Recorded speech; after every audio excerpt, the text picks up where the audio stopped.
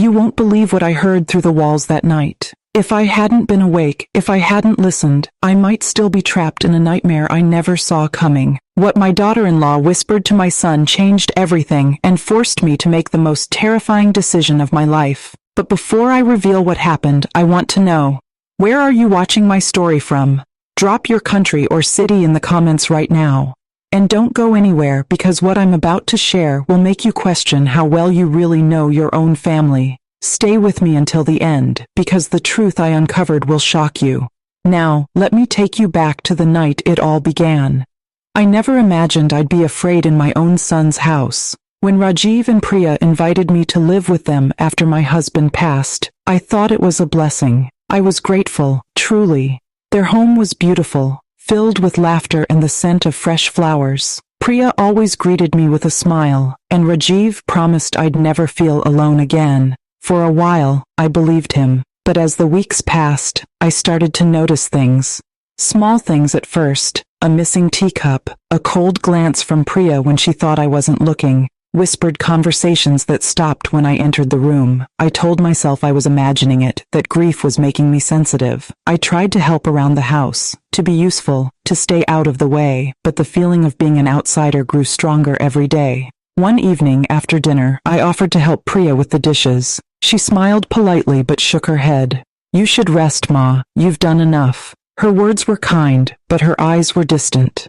I retreated to my room, feeling more like a guest than family. I sat by the window, watching the city lights flicker, and wondered if I'd made a mistake by moving in. That night, I couldn't sleep. The house was too quiet, the silence pressing in on me. I got up to make myself a cup of tea, careful not to wake anyone. As I passed the living room, I heard voices, soft, urgent, just beyond the door. I paused, my hand on the wall, and listened. At first, I couldn't make out the words. But then Priya's voice rose, sharp and clear. She's old, Rajiv. She's slowing us down. We can't keep taking care of her forever. You promised me things would be different after your father died. My heart pounded in my chest. I pressed closer, barely breathing. Rajiv's voice was low, hesitant. She's my mother, Priya. What do you want me to do? Priya sighed, her tone icy. We need the space. We need our life back. I've already looked into a place for her, a home. It's nice, but far away. If you love me, you'll convince her to go. She trusts you. I felt the blood drain from my face. A home, far away? Was I just a burden to them now? I thought of all the times I'd cared for Rajiv as a child, all the sacrifices I'd made, all the love I'd poured into our family. Was this how it ended? I stumbled back to my room, my mind racing. I sat on the edge of the bed, shaking, trying to make sense of what I'd heard. I wanted to believe it was a misunderstanding, that Priya was just upset, that Rajiv would never send me away. But the fear in his voice, the coldness in hers, it was real. I knew I had to act. I couldn't wait for them to make the decision for me. I couldn't risk being sent somewhere far from everything I knew, from everyone I loved. I had to escape, to take control of my own fate before it was too late. I packed a small bag, just the essentials. My medicine, a change of clothes, my late husband's photograph. My hands trembled as I zipped it shut. I listened for any sound in the hallway, praying they wouldn't hear me. The house was silent, but my heart thundered in my ears. I crept down the stairs, every step a test of courage. I paused at the front door, looking back one last time at the home I thought would be my refuge. Tears stung my eyes, but I blinked them away. I had to be strong. I had to survive. As I stepped into the cool night air, I felt a strange mix of fear and freedom. I didn't know where I was going or what would happen next, but I knew one thing: I would never let anyone decide my future for me again. The city was eerily quiet as I stepped out onto the street, my small bag clutched tightly in my hand. Every shadow seemed to move, every distant sound made me jump. I kept glancing over my shoulder, half expecting to see Rajiv or Priya at the window, watching me leave. But the house stayed dark, silent, as if it had already forgotten me. I walked quickly, my heart pounding, not daring to look back. I didn't have a plan, just a desperate need to get away before anyone could stop me. My mind raced with questions. Where would I go? Who could I trust? Would anyone believe me if I told them what I'd heard? I felt foolish for not having thought this through, but I knew I couldn't turn back now. As I reached the end of the block, I paused under a street lamp, my breath coming in short, shaky bursts. I pulled out my phone, my hands trembling. I scrolled through my contacts, searching for someone I could call. My sister lived in another city, too far to reach tonight. Most of my friends were old, some even frailer than me. I thought of calling my neighbor, Mrs. Kapoor, but it was nearly midnight. I didn't want to wake her, didn't want to explain why I was standing outside in the middle of the night with a suitcase. I kept walking, letting my feet guide me. The city felt different at night, emptier, lonelier, but also strangely peaceful. I passed closed shops, darkened windows, the occasional stray cat darting across the road. I tried to steady my breathing, to focus on the rhythm of my steps. I told myself I was strong, that I'd survived worse, that I could survive this too. After what felt like hours, I found myself at the gates of the temple. The lights were off, but the place felt safe, familiar. I sat on the steps, hugging my bag to my chest and let the tears come. I cried for the home I'd lost, for the trust that had been broken, for the fear that had driven me out into the night. I cried for Rajiv, for the little boy who used to run to me with scraped knees and wide eyes, who now stood by while his wife plotted to send me away. As the tears dried, a strange calm settled over me. I realized I had a choice. I could let this betrayal define me, or I could take control of my own story. I wiped my eyes, straightened my back, and made a decision. I would not be a victim. I would not let anyone decide my worth. I pulled out my phone again and dialed Mrs. Kapoor's number. She answered on the second ring, her voice groggy but concerned. "Hello? Who is this?" "It's me, Asha," I whispered, my voice trembling. "I'm sorry to call so late. I need your help." Within minutes, Mrs. Kapoor arrived in her car, her hair wrapped in a scarf, her eyes wide with worry. She didn't ask questions, just hugged me tightly and helped me into the passenger seat. As we drove to her house, I told her everything, about Priya's plan, about Rajiv's silence, about the fear that had driven me to run. Mrs. Kapoor listened quietly, her hand resting gently on mine. "You did the right thing," she said softly. "You're not alone, Asha. You have people who care about you. We'll figure this out together." At her house, she made me tea and tucked me into the guest room. I lay awake for a long time, staring at the ceiling, replaying the events of the night. I wondered what Rajiv and Priya would think when they found my room empty, when they realized I was gone. Would they worry? Would they even care? I tried not to dwell on it, but the questions gnawed at me. The next morning, Mrs. Kapoor insisted I stay as long as I needed. She called her daughter, who worked at a local community center, and together they helped me make a plan. I would stay with Mrs. Kapoor for a few days, then move into a senior living apartment nearby, a place where I could be independent, surrounded by people my own age, but still close to the city I knew. As the days passed, I started to feel stronger. I met other women at the community center, some with stories even more painful than mine.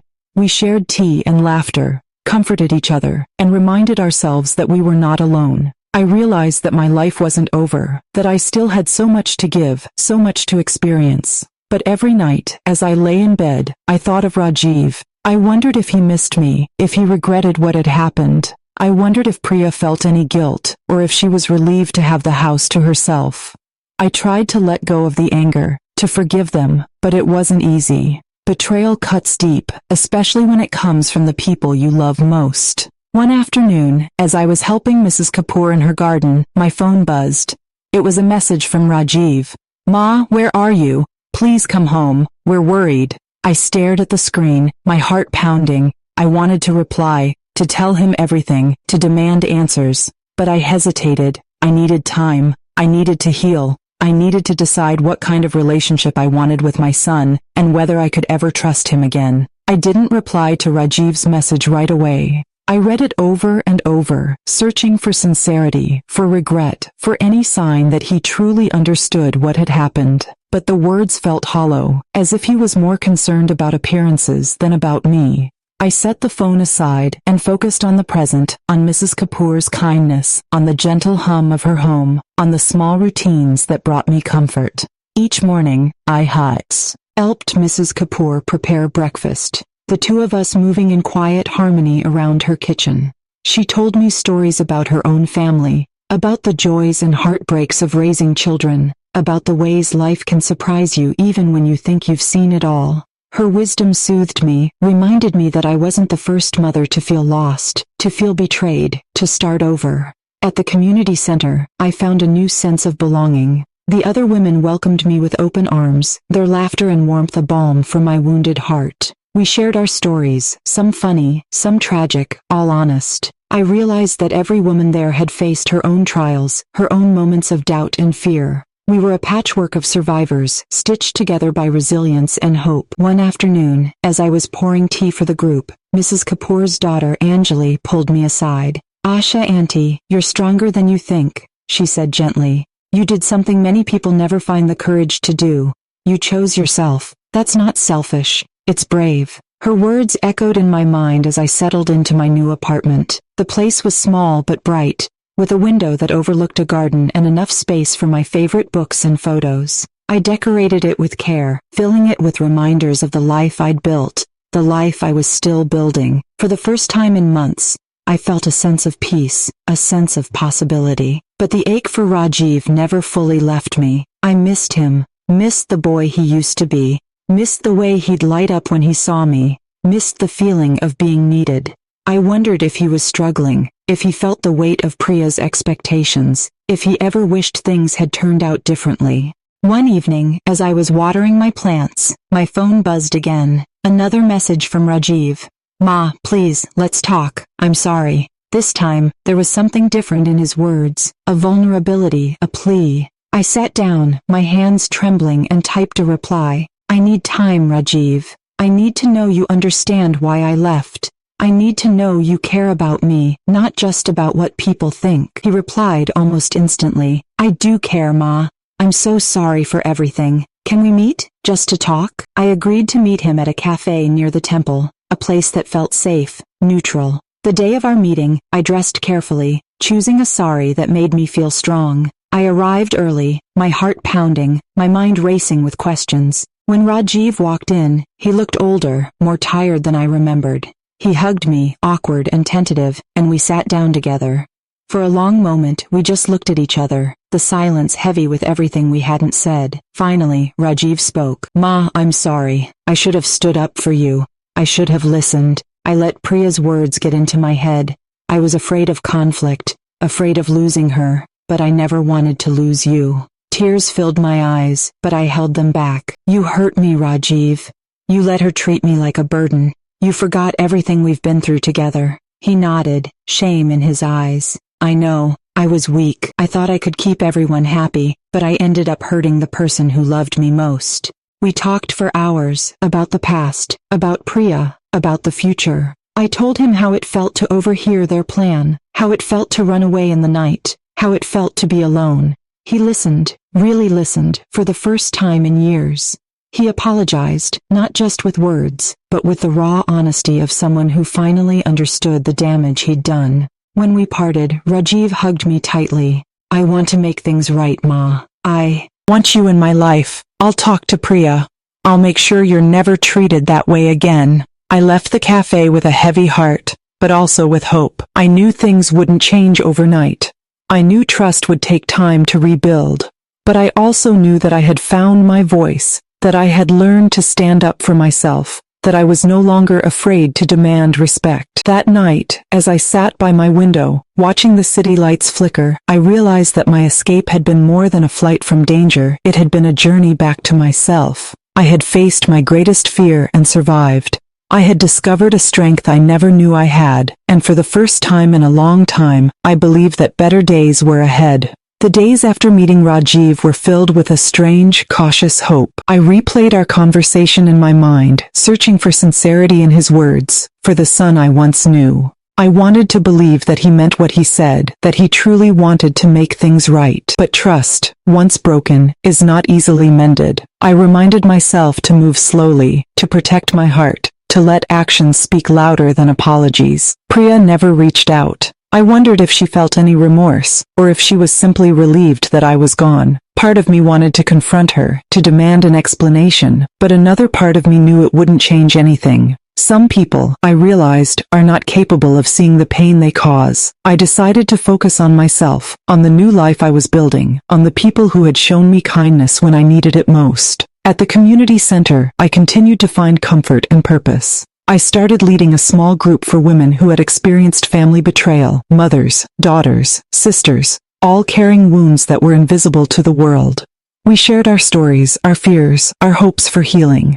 I watched as women who had once felt powerless began to reclaim their strength, their dignity, their sense of self-worth. In helping them, I found healing for myself. One afternoon, Mrs. Kapoor invited me to her granddaughter's birthday party. The house was filled with laughter, the air sweet with the scent of cake and flowers. I watched the children play, their joy unburdened by the complexities of adult life. For a moment, I let myself imagine what it would be like to have my own family gathered around me, to be surrounded by love and acceptance. The ache in my chest was sharp, but I reminded myself that family is not always defined by blood. Sometimes, it is the people who choose you, who stand by you when you have nothing left to give. Rajiv began calling more often, sometimes just to check in, sometimes to share news about his work or his friends. He never pressured me to come home, never tried to guilt me into forgiving him. Instead, he listened, asked questions, and slowly, gently, began to rebuild our relationship. He told me about the changes he was making, how he was standing up to Priya, how he was learning to set boundaries, how he was trying to be a better husband and son. One evening, he called to tell me that he and Priya were expecting their first child. His voice was filled with excitement and fear, the same mix of emotions I remembered from when he was a boy. "I want you to be part of this, Ma," he said. "I want my child to know you, to learn from you, to feel your love." The words brought tears to my eyes. I wanted to say yes, to rush back into his life, to be the grandmother I had always dreamed of being, but I hesitated. "Rajiv, I need to know that things will be different. I need to know that I will be respected, that I will be welcome, that I will never be made to feel like a burden again." He promised me that things would change, that he would protect me, that he would never let anyone treat me with anything less than love. I wanted to believe him, but I knew that trust would take time. I told him I would visit it after the baby was born, that I would take things one step at a time. As the months passed, I focused on my own growth. I took up painting, filling my apartment with color and light. I started writing in a journal, pouring out my thoughts and feelings, giving voice to the pain and the hope that lived inside me. I spent time with friends, with the women at the community center, with Mrs. Kapoor and her family. I learned to find joy in the small things, a cup of tea, a walk in the park, a kind word from a stranger. When Rajiv's baby was born, he called me from the hospital, his voice trembling with emotion. "It's a girl, Ma. She's beautiful. We named her after you." I wept with joy and sorrow, overwhelmed by the love and the loss that had brought us to this moment. I sent gifts, wrote letters, and waited for the invitation to visit. When it finally came, I packed my bag with care, my heart full of hope and fear. The visit was awkward at first. Priya was polite but distant, her eyes wary. But the baby, my granddaughter, was a miracle. She smiled at me, her tiny fingers curling around mine, her eyes bright with curiosity.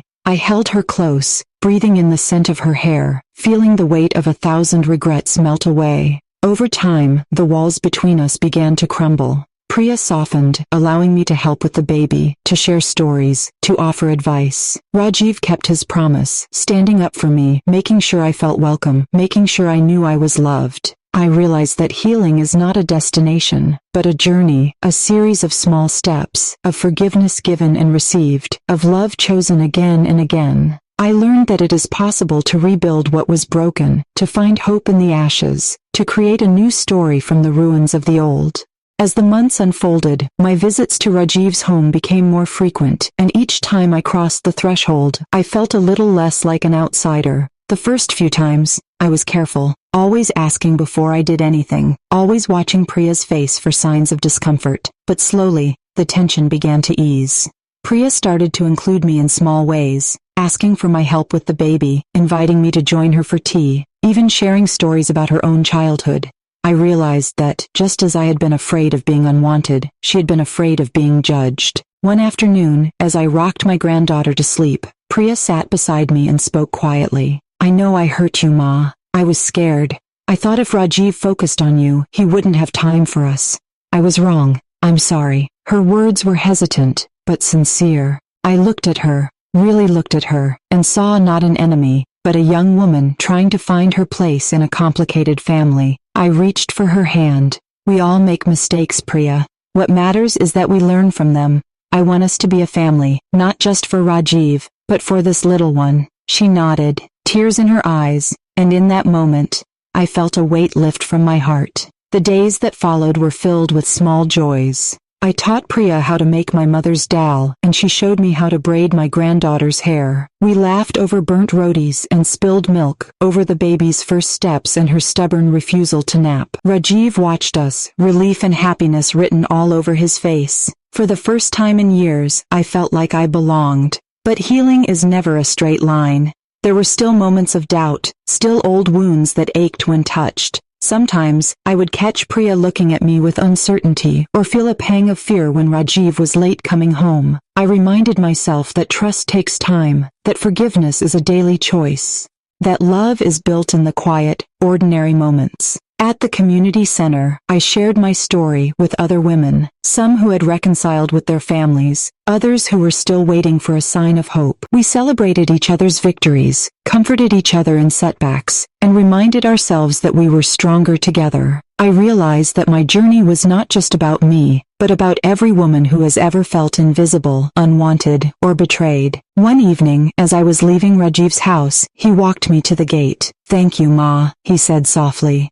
"for giving us another chance, for believing in us, even when we didn't deserve it." I smiled, my heart full. "Thank you for fighting for me, Rajiv, for listening, for changing, for loving me enough to make things right." As I walked home, the city lights twinkling around me, I thought about the night I had escaped. I remembered the fear, the heartbreak, the uncertainty. I remembered the strength it took to walk away, the courage it took to start over. I realized that sometimes, the hardest decisions are the ones that save us. Sometimes, leaving is the first step toward coming home. The seasons changed, and with them, so did our family. My granddaughter grew, her laughter filling the house, her curiosity a constant reminder of the beauty of new beginnings. Priya and I became partners in her care, learning from each other, supporting each other, forgiving each other.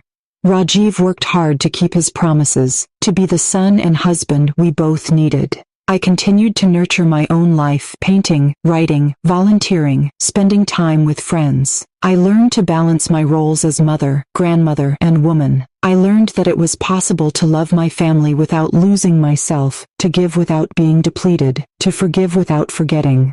One day, as I sat in the garden with my granddaughter on my lap, Priya brought out a tray of tea and sweets. She sat beside me, her eyes shining. "I'm glad you're here, Ma. I can't imagine doing this without you." I hugged her, my heart overflowing. "We're family, Priya. That's what family does, we find our way back to each other." As the sun set, painting the sky in shades of gold and pink, I realized that my escape had not been an ending, but a beginning. I had found freedom, not just from fear, but from the expectations and limitations I had placed on myself. I had learned to trust again, to hope again, to love again. And in the laughter of my granddaughter, in the warmth of my family, in the quiet strength I had discovered within myself, I found the home I had been searching for all along. As the years passed, the story of my midnight escape became a quiet legend in our family, a reminder of how close we came to losing each other, and how much we had to fight to find our way back. Sometimes, when the house was filled with laughter and the aroma of home-cooked meals, I would catch Rajiv watching me with a look of gratitude and relief. Priya, too, seemed lighter, more at ease, as if the burden of old resentments had finally lifted. I found myself reflecting often on the lessons I'd learned. I realized that sometimes, the bravest thing you can do is walk away, not out of anger, but out of self-respect. I learned that boundaries are not walls, but bridges, ways to protect your heart while still leaving room for love to return. I discovered that forgiveness is not a single act, but a practice, a choice you make every day, even when it's hard. My relationship with Priya deepened in ways I never expected. We became confidants, sharing not just the joys of motherhood and grandmotherhood, but also our fears, our dreams, our regrets. She told me about her own struggles, her work. Re's about being a good wife, her longing for her own mother's approval, her fear of not measuring up. I listened, offering comfort and understanding, and in doing so, I found healing for my own wounds. Rajiv too changed. He became more attentive, more present, more willing to have difficult conversations. He apologized often, not just for the past, but for the small hurts that inevitably arise in any family. He made an effort to include me in decisions, to ask for my advice, to show me that I was valued. I saw him grow into the kind of man I had always hoped he would be, a loving husband, a devoted father, a respectful son. At the community center, I continued to lead my support group, watching as women found their voices, their strength, their hope. We celebrated birthdays, anniversaries, and milestones, each one a testament to the power of resilience and community. I realized that my story was not unique, that every woman in that room had faced her own version of betrayal, her own moment of reckoning, her own journey back to herself. One day, a new woman joined our group. She was quiet, her eyes downcast, her hands trembling as she poured her tea. When it was her turn to speak, she hesitated, then whispered, "I left my son's house last week. I heard his wife say she wanted me gone. I didn't know what to do, so I ran." The room fell silent, every woman recognizing the pain in her voice. I reached across the table and took her hand. "You're not alone," I said gently. "We've all been there, and we're here for you." After the meeting, she hugged me, tears streaming down her face. "Thank you," she whispered. "I thought I was the only one." That night, as I walked home under the stars, I thought about the power of sharing our stories. I realized that every time I told my own, I made it a little less heavy, a little less shameful, a little more hopeful. I understood that healing is not just about mending your own heart, but about helping others find the courage to mend theirs. My granddaughter grew, her world expanding with every passing year. She started school, made friends, learned to ride a bicycle. She would come home with stories of her own, of triumphs and disappointments, of friendships and heartbreaks. I listened, offering the same patience and understanding I had learned to give myself. I watched as she grew into a kind, confident, compassionate young woman, and I felt a deep sense of pride. One evening, as we sat together on the porch, she asked me about the night I left Rajiv's house. "Were you scared, Dottie?" she asked, her eyes wide. I smiled, brushing a strand of hair from her face. "Yes, I was scared. But sometimes, being brave means doing what's right, even when you're afraid. Sometimes it means standing up for yourself, even when it's hard." She nodded, thoughtful. "I want to be brave like you." I hugged her, my heart full. "You already are, my dear. You already are." As the sun set, painting the sky in shades of orange and gold, I realized that my journey had come full circle. I had escaped a house that no longer felt like home, only to find a new one, built not on fear or obligation, but on love, respect, and the quiet strength that comes from knowing your own worth. I knew there would be more challenges ahead, more moments of doubt and fear, but I also knew that I was ready. I had faced my darkest night and found the courage to walk into the unknown. I had learned to trust myself, to forgive others, to believe in the possibility of new beginnings. And in the laughter of my family, in the warmth of my friends, in the quiet peace of my own heart, I found the home I had been searching for all along. The years rolled on, and the story of my escape became less about the pain of betrayal and more about the power of choosing myself. I watched my granddaughter grow into a young woman, her spirit bright and unbreakable. She often asked me for advice, and I always told her the same thing: never let anyone make you feel small in your own life. You have the right to be respected, to be loved, and to walk away from anything that doesn't honor you. Rajiv and Priya's home became a place of true welcome. There were still moments of tension. Old wounds don't vanish overnight, but we learned to talk openly, to apologize, to forgive. Priya and I became partners in the truest sense, sharing the joys and burdens of family, supporting each other through every challenge. Sometimes, late at night, we would sit together over cups of chai, talking about the past, about our fears, about the ways we had both changed. She told me she was grateful for my courage, that my decision to leave had forced her to confront her own insecurities and grow as a wife, a mother, and a daughter-in-law. Rajiv too changed. He became more present, more attentive, more willing to stand up for what was right, even when it was difficult. He told me once, as we walked through the park with his daughter, "Ma, I'm sorry it took losing you to realize how much I needed you." I promise I'll never take you for granted again." I believed him, not because of his words, but because of his actions, his patience, his kindness, his willingness to listen. At the community center, I continued to share my story, to listen to others, to remind every woman who walked through those doors that she was not alone. I saw women find their voices, rebuild their lives, and reconnect with their families. I realized that my journey had become a beacon for others, a reminder that it's never too late to start over, never too late to demand respect, never too late to choose yourself. One day, my granddaughter came home from school, her eyes shining with excitement. "Daddy, I told my friend about you, how you were brave enough to leave when things weren't right," she said.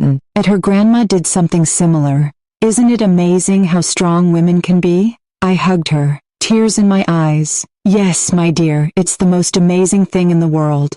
As I grew older, I found peace in the simple things: a walk in the garden, a shared meal, the sound of laughter echoing through the house.